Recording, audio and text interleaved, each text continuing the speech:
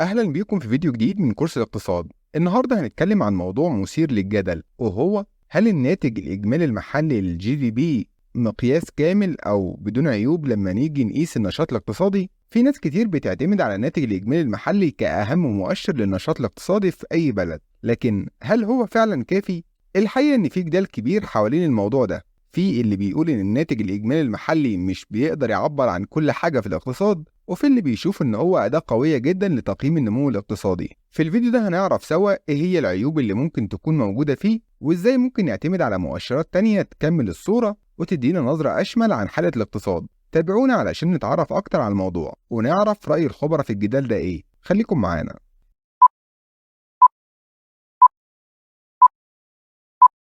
اتكلمنا عن الناتج المحلي الإجمالي، الرقم الاقتصادي الأهم اللي بننسب ليه معظم الأرقام الاقتصادية. فرقنا ما بين الريل جي دي بي اللي هو بيتكلم على زيادة في الإنتاج بس بدون الزيادة في الأسعار، والنومينال جي دي بي اللي بيتكلم على التغير في الاتنين. اتكلمنا كمان على فكرة النمو الاقتصادي اللي هو التغير في الجي دي بي نفسه من عام للتاني. طيب هل الجي دي بي ده مقياس كامل أو خلينا نقول بدون عيوب فيما يتعلق بالنشاط الاقتصادي؟ الحقيقة زي ما قلت لك إن في جدال كبير حوالين الجي دي بي، وهل هو لوحده ينفع إن هو يكون مؤشر للنشاط الاقتصادي؟ الحقيقة إن الناتج المحلي إجمالي فيه عيوب. من ضمن العيوب ديت مثلا إن هو بيتجاهل الإنتاج داخل المنزل، يعني الخدمات المنزلية اللي بيقوم بيها أفراد الأسرة لخدمة بعضهم. الزوج بيساعد الزوجة، أو الزوجة بتطبخ للأولاد، أو الأولاد بيرتبوا أوضتهم وغيرها. كل الخدمات ديت اللي بتتم داخل المنزل هي خدمات اقتصادية. التعريف بتاع الجي دي بي اللي هو كان بيقول القيمة السوقية لكل السلع والخدمات، لازم الخدمات دي تدخل جوه القيمة بتاعت الجي دي بي، لكن الحقيقة ما بيتمش حسابها لأن مفيش أي حد بيقوم بعملية تبادل مالي.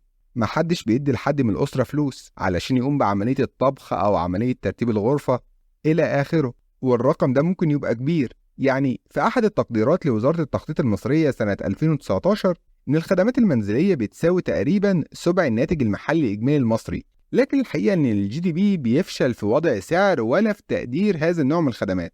العيب التاني إن هو بيتجاهل الاقتصاد الخفي. طيب يعني إيه الاقتصاد الخفي؟ الاقتصاد الخفي هو إما يكون أنشطة إجرامية، والأنشطة الإجرامية بطبيعة الحال بتتعامل في سلع، والسلع ديت ممكن تكون المفروض إنها بالتعريف تكون جزء من الناتج المحلي الإجمالي. في دول زي أفغانستان مثلا جزء ضخم جدا من الناتج المحلي الإجمالي بتاعها متعلق بتجارة الأفيون، فبالتالي ده ممكن ما يدخلش جوه الجي دي بي لأن الأنشطة ديت بطبيعتها هي أنشطة مخفية. في نوع تاني من الاقتصاد الخفي قد لا يكون إجرامي لكنه مخالف للقانون، وهي الناس اللي ما بتدفعش ضرائب. الجي دي بي في الأغلب بيعتمد على الإحصائيات المقدمة من الجهات الضريبية، فحضرتك لما تكشف عن دخلك للضرائب أنا بعرف الأرقام بتاعت الجي دي بي أو باخد مؤشرات أقدر أحسب بيها الجي دي بي. لكن لو حضرتك ما عندكش تراخيص حكومية غير مسجل في الضرائب أنا مش هقدر إن أنا أوصل للرقم الحقيقي بتاع الجي دي بي، والرقم ده ممكن يكون كبير جدا. في تقديرات بتوصل للقطاع الغير رسمي في مصر ل 40% من الاقتصاد المصري، وبالتالي الناتج المحلي الإجمالي ممكن يكون أقل ب 40% من قيمته الحقيقية. أنت متخيل؟ في نفس الوقت هو بيتجاهل النواحي التانية من الحياة زي وقت الفراغ وعدد ساعات العمل، فممكن يكون الجي دي بي مرتفع جدا لكن عدد ساعات العمل الموجود في الدولة برضه مرتفع جدا.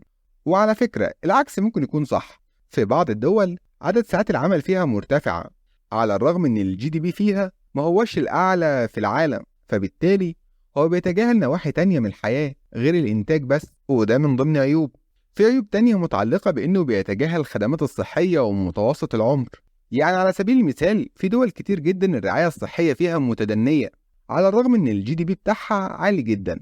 لو حضرتكم فاكرين الكورة اللي احنا اتكلمنا عنها في الفيديو الأولاني من الكورس، احنا قلنا ان أمريكا هي صاحبة أعلى جي دي بي في العالم، لكن كوبا الجزيرة اللي هي بتقع بجانب الولايات المتحدة الأمريكية على الرغم ان الجي دي بي بتاعها أقل من الولايات المتحدة بشكل كبير، إلا إن الرعاية الصحية في كوبا أحسن من أمريكا، فبالتالي الجي دي بي مش مؤشر كامل للقرارات الاقتصادية.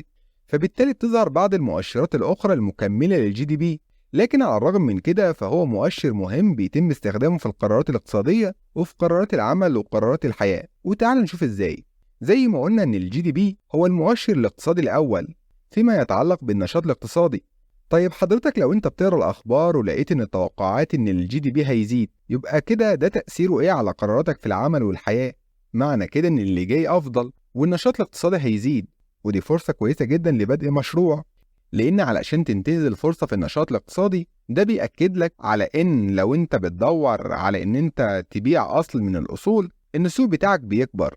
عندنا كمان لما تيجي تعمل تنبؤ بالمبيعات، أو الراجل بتاع المبيعات عايز يحط تارجت للناس بتوعه، فهو حقق مثلا السنة اللي فاتت إكس ومتوقع إن الجي دي بي يزيد 10%، يبقى بالتالي السوق حجمه يزيد 10%.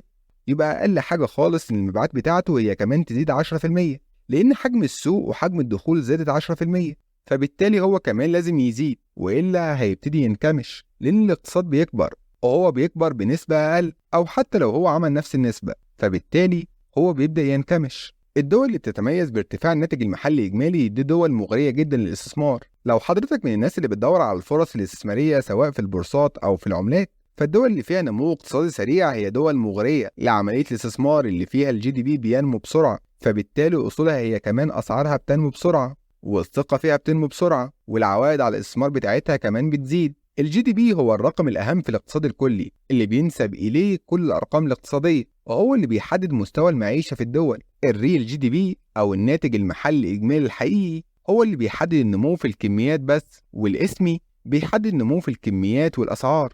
النمو الاقتصادي هو التغير في الناتج المحلي الإجمالي الحقيقي، وما هواش المؤشر الكامل للحياة الاقتصادية. ولحد هنا نكون وصلنا لنهاية الفيديو. النهاردة اتكلمنا عن الناتج الإجمالي المحلي الجي دي بي، وهل هو مقياس كامل للنشاط الاقتصادي ولا لا. شفنا ان في جدال كبير حوالين الموضوع ده، وان الناتج الاجمالي المحلي عنده عيوب ومش بيقدر يغطيها لوحده، وكمان اتعرفنا على مؤشرات تانية ممكن تساعدنا نفهم الاقتصاد بشكل اوسع واشمل. فلو عندكم اي استفسارات او تعليقات ما تنسوش تسيبوها في التعليقات، وانا هرد عليكم باسرع وقت. ما تنسوش كمان تعملوا سبسكرايب للقناة علشان تشوفوا الفيديوهات الجاية من الكورس، علشان نكمل مع بعض فهمنا لأساسيات الاقتصاد. شكرا جدا لمتابعتكم، واستنونا في الفيديوهات الجاية. سلام.